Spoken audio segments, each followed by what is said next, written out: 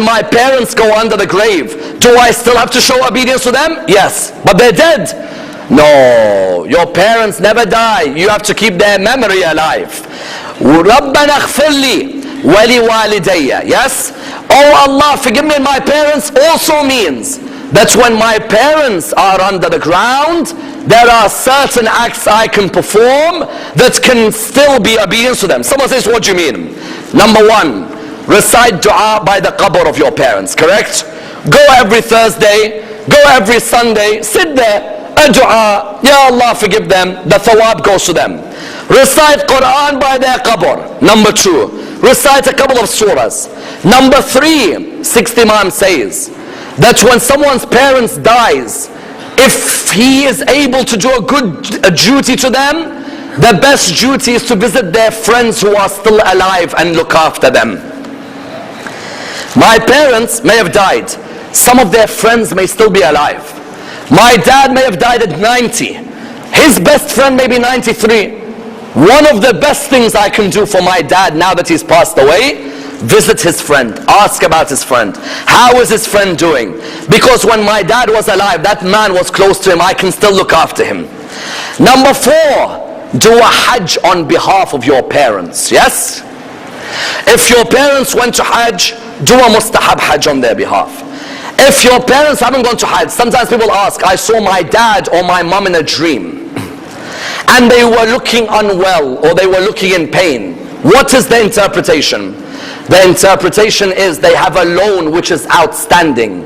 Either a loan to Allah or a loan to His creation. Someone says, what do you mean loan to Allah?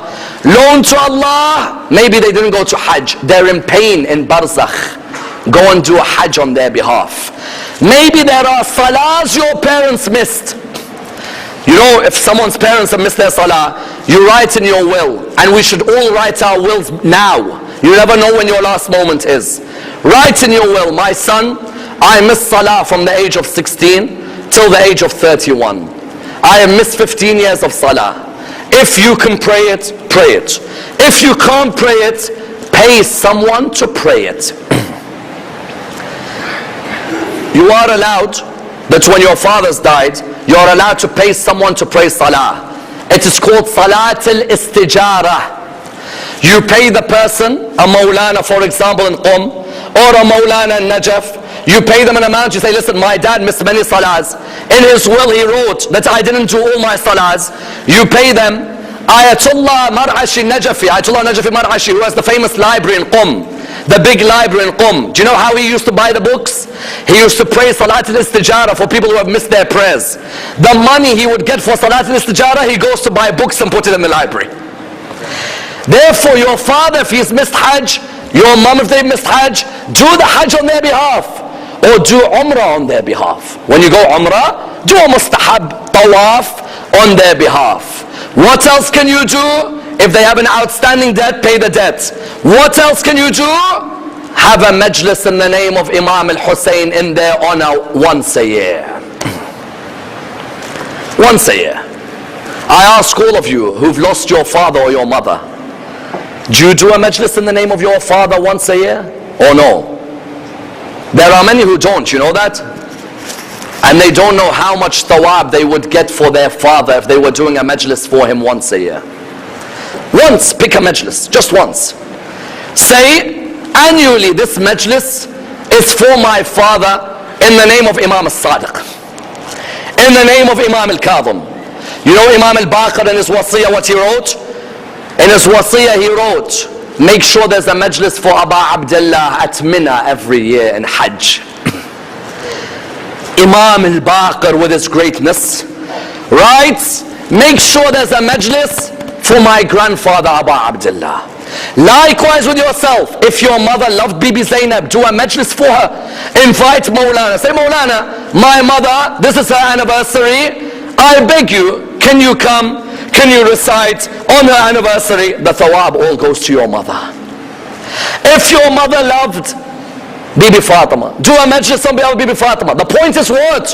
The point is when your parents are under the grave, try and make sure their bank account continues to increase. Yes?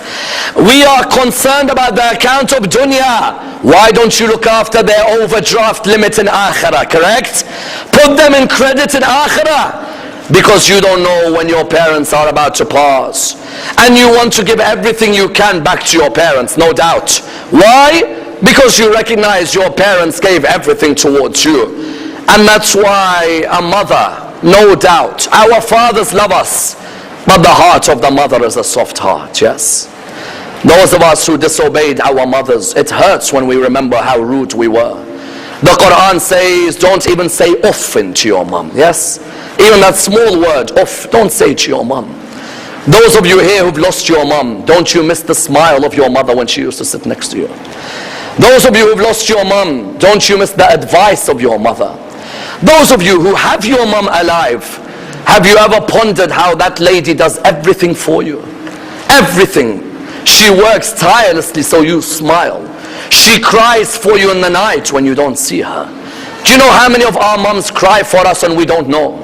When they hear about our bad deeds, they cry. When they see us successful, they cry.